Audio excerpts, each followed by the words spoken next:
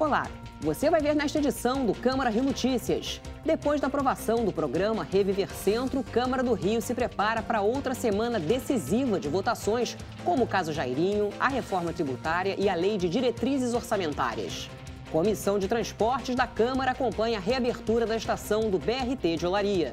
E a Prefeitura do Rio prorroga as medidas restritivas até o dia 12 e começa a vacinar as lactantes contra a Covid-19 na segunda-feira. Não saia daí, a gente volta já. A gente começa esta edição do Câmara Rio Notícias falando da audiência pública desta sexta-feira, realizada pela Comissão de Defesa da Mulher, para discutir um grave problema do país, a violência contra a mulher. Em 2020, 8 mulheres foram vítimas de agressões a cada minuto em todo o país. Eu mesma acompanhei a audiência. Durante muito tempo, a Priscila sofreu nas mãos do Bruno, desenvolveu ansiedade e até hoje tem dificuldade para falar sobre o assunto. Mesmo estando separado, o que ele fez comigo? Ele me agrediu, ele me pegou, parece que ele armou uma cilada, né? Ele é o pai do meu filho e diante disso, ele me pegou e falou, dessa vez eu te mato, ou seja, todas as outras vezes ele queria me matar. Os números mostram uma triste realidade. A violência contra a mulher é um problema ainda sem solução aqui no Brasil. Segundo dados do Ligue 180 e Disque 100 do governo federal, 2020 fechou com mais de 105 mil denúncias de violência contra a mulher. Mas o que explica muitas dessas vítimas não darem seguimento às denúncias? Como garantir acolhimento a essas mulheres? Essa audiência pública discutiu esse e outros temas aqui na Câmara do Rio. A iniciativa do encontro foi da Comissão de Defesa dos Direitos da Mulher, presidida pela vereadora Verônica Costa. Ela citou projetos de sua autoria, aprovados recentemente, que tratam da proteção à mulher e que a tarefa de acolher e proteger as vítimas de violência ganha um significado ainda mais importante durante a pandemia. E a gente precisa ter mais audiências como essa, a gente precisa chegar no coração de cada mulher que se encontra isolada, sem força para reagir, para buscar seus direitos. E eu me sinto muito honrada em poder estar aqui com todas essas mulheres, com vocês que estão em casa, para que possamos fazer essa corrente, para que todas as mulheres a gente possa resgatar. O vereador Eliel do Carmo, integrante da comissão, cobrou a aplicação das leis de proteção à mulher e alertou que os casos estão mais perto do que se imagina. Parece que se não tomarmos uma medida o mais rápido possível, isso vai ficar comum, normal.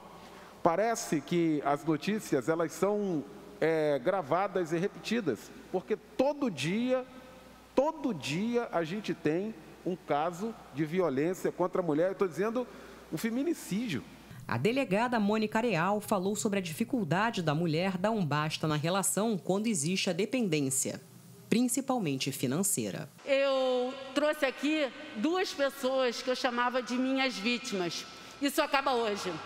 Elas hoje são mulheres recuperadas que são minhas amigas. E pasme o vereador Eliel, uma delas foi vítima de cárcere privado por 8 anos. As integrantes da mesa ressaltaram a importância de ações mais efetivas para reduzir esse tipo de violência. Eu acho que a sociedade, sinceramente, não leva a sério a violência contra a mulher ainda. É como se fosse besteira, né? Não fosse uma coisa tão relevante assim. Afinal de contas, a mulher está ali porque ela quer, né? Como a delegada acabou de falar, a questão emocional, o quanto que isso interfere, e as pessoas não compreendem isso. Nós começamos a debater e a descortinar essa questão da violência contra a mulher nos idos da década de 60, entre 60 e 70 aqui no Brasil. Quando as feministas começaram, elas tinham uma frase que elas traziam sempre, né? Que o privado, ele também tem que se tornar político. Para a vereadora Verônica Costa, a discussão foi importante. A gente precisa dar voz a essas mulheres que muitas das vezes, 80% das comunidades não têm voz. A gente precisa fazer com que elas saiam desse sistema invisível, né, de não pedirem socorro. No site Maria da Penha, a cada 2 minutos uma mulher morre vítima do seu parceiro. Então nós mulheres, temos que conscientizar uma a outra, temos que inspirar umas às outras. E a semana no Legislativo Carioca foi marcada pela aprovação de um importante projeto, o programa Reviver Centro. A repórter Simone Braga acompanhou de perto essa história. Ela está ao vivo agora no Palácio Pedro Ernesto. Boa noite, Simone. Esse projeto é um dos mais importantes desse primeiro semestre na Câmara, não é isso? Olá, Ingrid. Boa noite a todos que estão nos acompanhando. É sim, Ingrid, um projeto importantíssimo para a cidade do Rio de Janeiro, né? Então, foi uma semana intensa de votações aqui no plenário que a gente acompanhou os 2 projetos do programa Reviver Centro, um referente ao programa tributário e outro às questões urbanísticas, foram aprovados aqui e por unanimidade, né, pelos vereadores. Projetos importantes que vão mudar toda a paisagem e o centro da cidade. Esses projetos tiveram acompanhamento, discussões, foram mais de 40 audiências, reuniões com secretários municipais, com a sociedade, com parlamentares. E a gente ressalta mais uma vez aqui a importância da grande articulação da mesa diretora e da presidência da casa pelo presidente Carlos Caiado. Então, assim, muito importante, discussões importantíssimas e que a gente acompanhou de perto aqui no plenário. Vamos ver na reportagem. Ao todo, foram apresentadas 126 emendas com propostas de alteração nos 2 textos. Todas foram analisadas pela Comissão de Planejamento Urbano, em conjunto com a liderança do governo na Câmara. O pacote de mudanças urbanísticas e tributárias foi proposto pela Prefeitura do Rio para atrair moradores e estimular a recuperação estrutural, social e econômica da região central da cidade.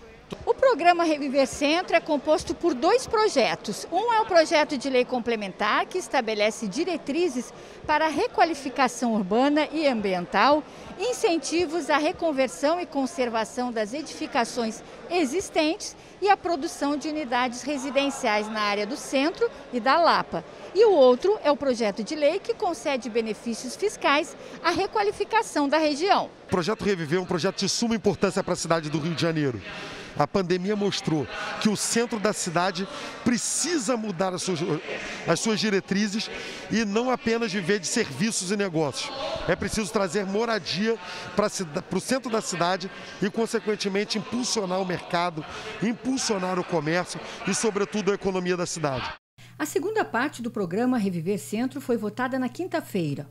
O projeto de lei, de autoria do Poder Executivo, trata dos benefícios fiscais de isenção ou suspensão de ISS e ITBI para obras que participarem do programa Reviver Centro. O objetivo é atrair mais investidores. Entre os benefícios fiscais do projeto tributário estão a suspensão do IPTU atrasado, redução do IPTU por 5 anos dos prédios modificados, 3 anos de redução do IPTU para prédios novos e redução de ITBI para novos proprietários. O projeto tributário recebeu 12 emendas. A proposta da Prefeitura também prevê que os empresários interessados em participar do programa Reviver Centro ganhem incentivos para construir em outras áreas, como as zonas sul e norte da cidade. A cidade do Rio de Janeiro se antecipa, vota um projeto fantástico, maravilhoso, de tornar o centro do Rio como um bairro mesmo, de moradia, de toda a movimentação, com toda a segurança. Então, eu estou muito feliz, falei com a presidente Tainá, presidente da comissão, Tainá de Paula, do orgulho que eu sinto de poder ter feito parte dessa comissão, exatamente quando a gente aprova por esta casa esse projeto. A casa chegou a 140 emendas, mais de 140 emendas, juntando o 11 e o 190, e nós garantimos das 12 que propusemos para o 190, 9. Então, acho que a gente tem um ganho enorme aí de conseguir colocar mais democracia no acesso às isenções, a garantia que, de fato, essas isenções, esses benefícios fiscais vão para os imóveis produzidos para residência e para uso misto, a necessidade da gente discutir moradia popular, um programa de autogestão que foi inserido no programa do Reviver, no PLC 11 de ontem, que foi replicado hoje também numa emenda nossa, a primeira emenda, reflete um gesto importante do Executivo, que fala do acesso ao fundo e recursos para a garantia de produção de moradia social, com mais autonomia dos movimentos sociais. Todo o processo da aprovação do Reviver Centro foi um processo extremamente democrático, iniciando lá atrás ainda com as audiências públicas promovidas pela Comissão de Urbanismo, através de participação inclusive do Poder Executivo em todos os momentos. A mesa diretora foi muito firme, né, incentivando e colocando inclusive como um acordo com o governo que só colocaria para votação em segunda, depois de cumprir, né, uma série de audiências públicas, reuniões internas realizadas com os vereadores. Então realmente foi toda uma construção muito democrática que garantiu inclusive que todas as emendas, sem exceção de todos os vereadores que tiveram interesse em apresentar, chegassem ao plenário, que elas fossem discutidas, debatidas e votadas. É muito simbólico, né, para todos nós vereadores e uma honra como presidente da casa, na qual agradeço a todos os vereadores a condução de aprovar hoje mais um projeto referente a Reviver Centro. Hoje foi mais tributário, a isenção, incentivos de IPTU, ISS, TBI, etc.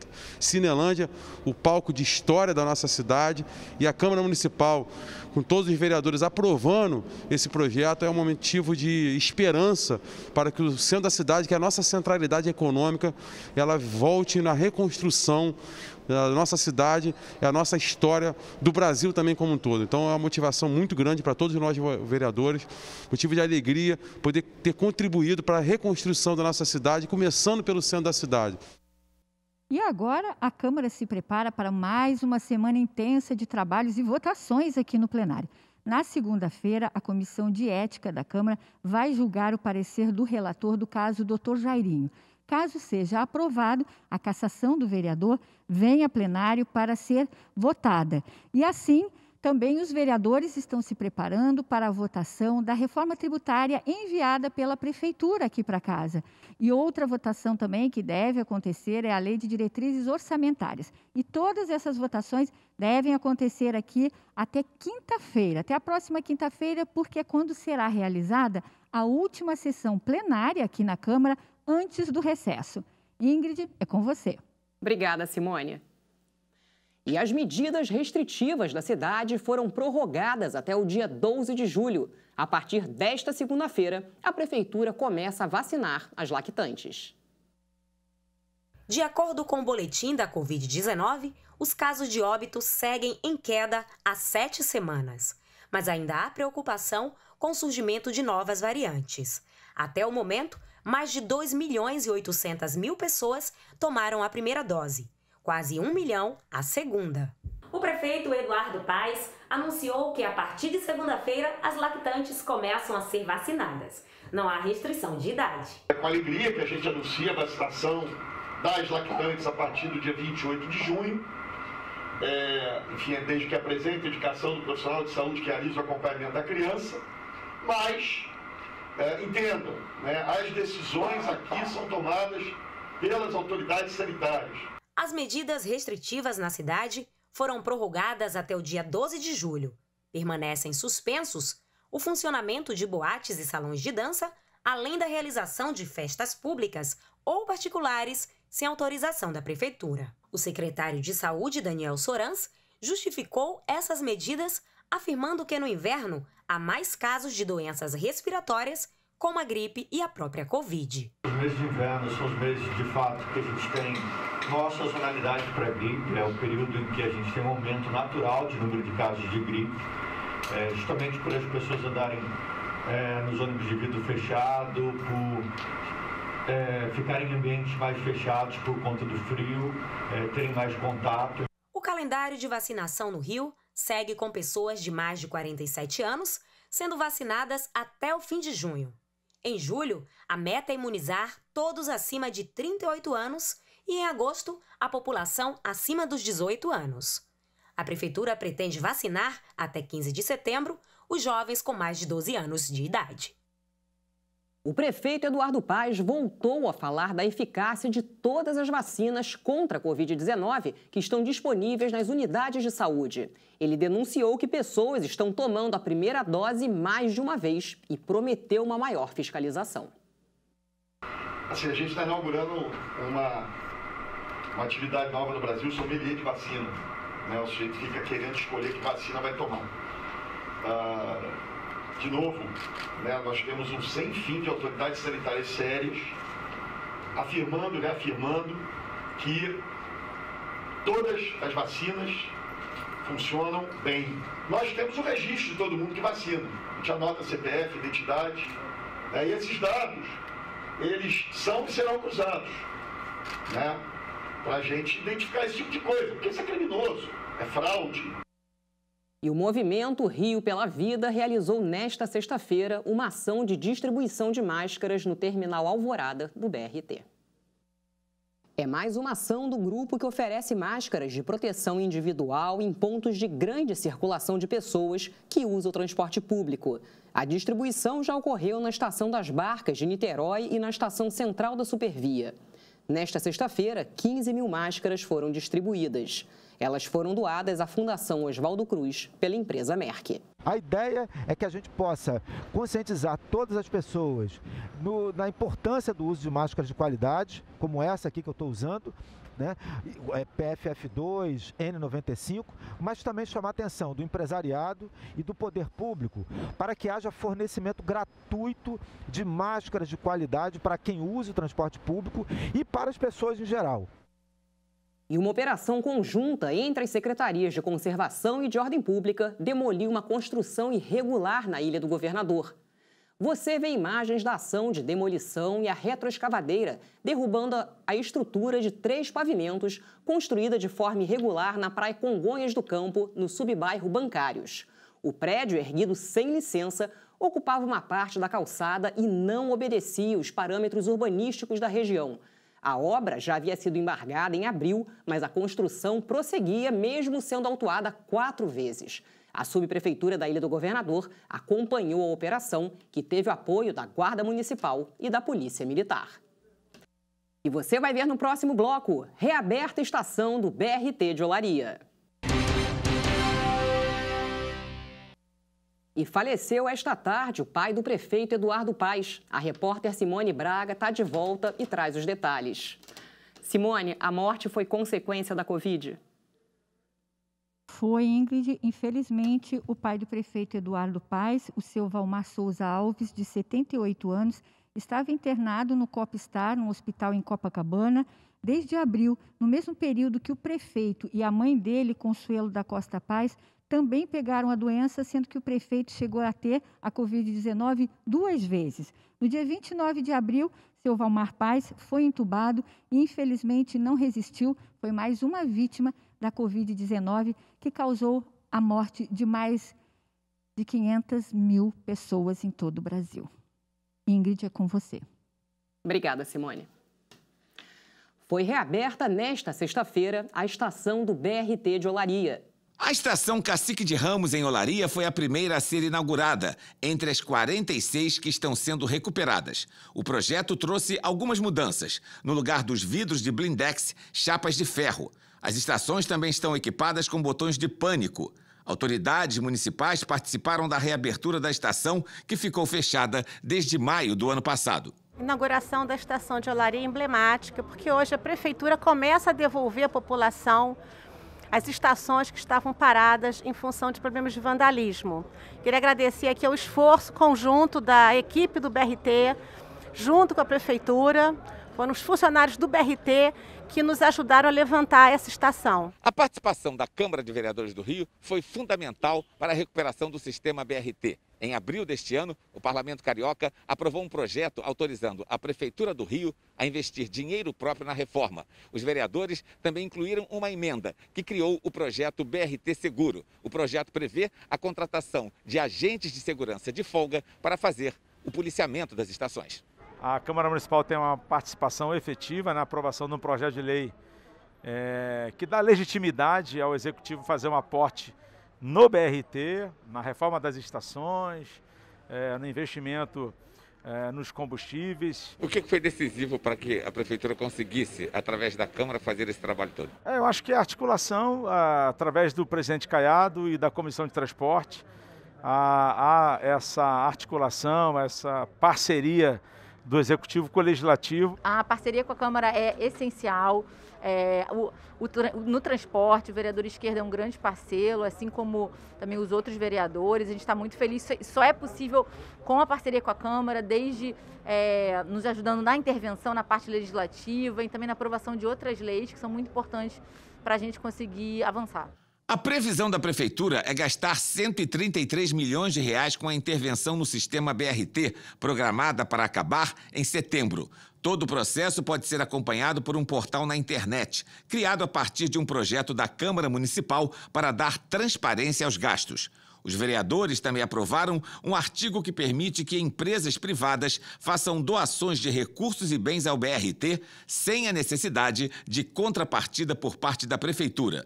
No início da intervenção, há 3 meses, dos 297 ônibus encontrados, apenas 120 estavam circulando. Agora já são 180 carros que atendem cerca de 180 mil passageiros por dia. A Prefeitura promete 241 ônibus em operação até setembro.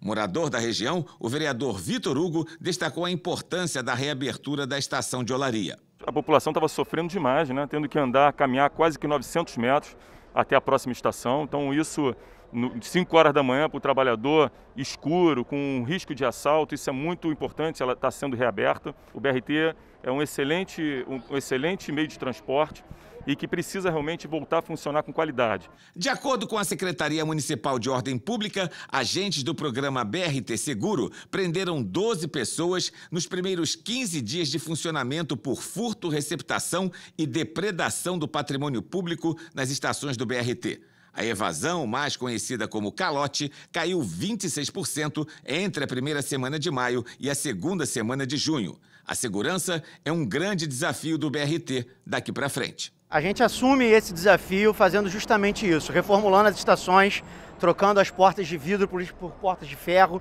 trazendo o apoio da Polícia Militar e da Guarda Municipal com o programa BRT Seguro, trazendo uma iluminação de LED, enfim, diversos fatores para que a gente traga maior segurança para a população e para que o sistema volte a dar certo da forma que ele sempre foi. A população também é um fiscal, né?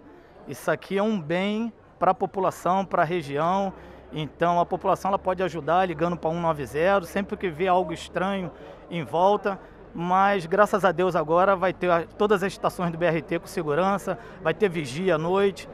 Seu Raul, diretor da ala das baianas da Imperatriz Leopoldinense e morador de Olaria há 7 décadas, pede ajuda de todos para evitar novas depredações e comemora a volta do BRT. E era muito triste a gente ver isso aqui abandonado, esses caracudos aqui roubando as coisas. E vai ser muito bom para a população. Isso aí é um ganho muito bom para a gente.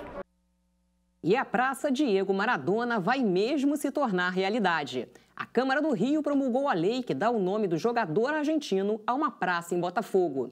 A praça está localizada em frente ao Consulado-Geral da Argentina, entre a Rua Farane e o viaduto Santiago Dantas, na praia de Botafogo. Autor da lei, o vereador Felipe Michel, já se reuniu com o cônsul argentino para projetar a colocação de uma estátua de Maradona no local. O craque argentino morreu em novembro de 2020. E há 100 anos, o Brasil perdia um ícone do jornalismo, Paulo Barreto, conhecido como João do Rio.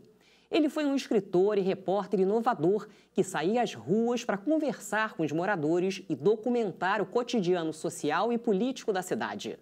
Dono de um estilo literário único, João do Rio ocupou uma cadeira na Academia Brasileira de Letras e fundou o próprio jornal pouco antes de morrer, em 1921. Você conhece João do Rio? João do Rio, não. Não sei quem é, não sei quem é. Quem é o João do Rio? Falava do Rio de Janeiro, das crônicas do dia a dia do Rio de Janeiro, falou do centro da cidade, era um cosmopolita. Tem gente que conhece e outros que nunca ouviram falar. Mas Paulo Barreto, João do Rio, foi um dos mais populares jornalistas e escritores no Brasil do início do século.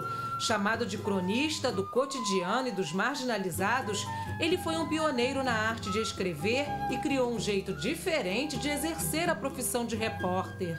Eram em ruas como essa daqui na região central da cidade, ponto de efervescência cultural da época, que João do Rio caminhava para ouvir boas histórias que serviam de inspiração para o jornalista escrever seus textos e suas crônicas. Mas o foco principal dele nessas andanças pela rua era tentar entender o mundo das sombras, os contrastes dessa modernização da cidade. E é nesse sentido que ele vai elaborar toda uma série de crônicas que vão realçar esse lado que a gente chama no ar da cidade. E isso em todas as formas que ele tem de produção. A obra de João do Rio retratava a realidade da cidade, então capital do Brasil, durante a Belle Époque, período de grandes reformas urbanísticas idealizadas pelo prefeito Pereira Passos. As transformações também provocaram profundas mudanças sociais. Expulsaram a população pobre para a periferia.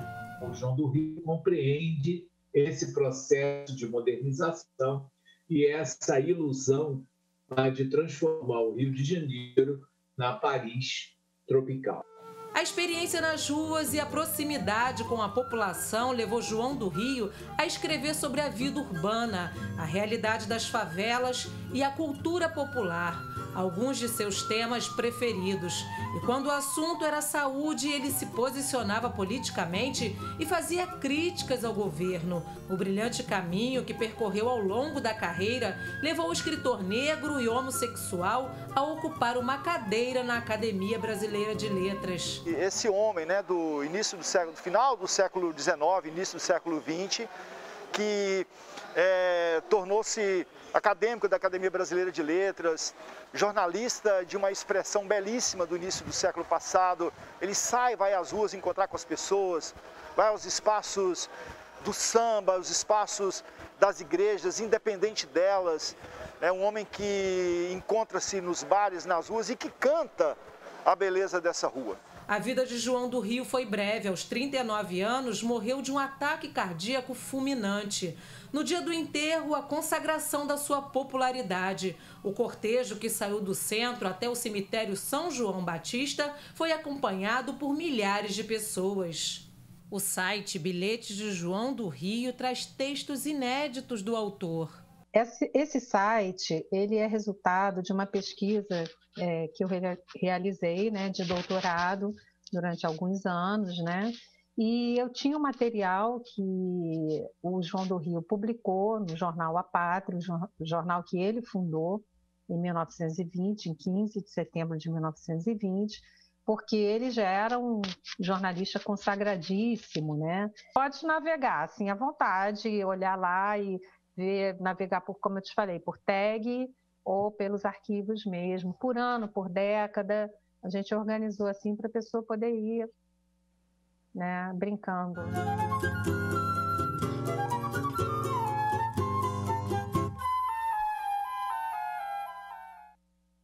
E o Câmara Rio Notícias de hoje fica por aqui. Acompanhe nossa programação em câmara.rio e também nas redes sociais. A seguir, você assiste ao programa Resumo da Semana. Obrigada pela companhia. Até a próxima.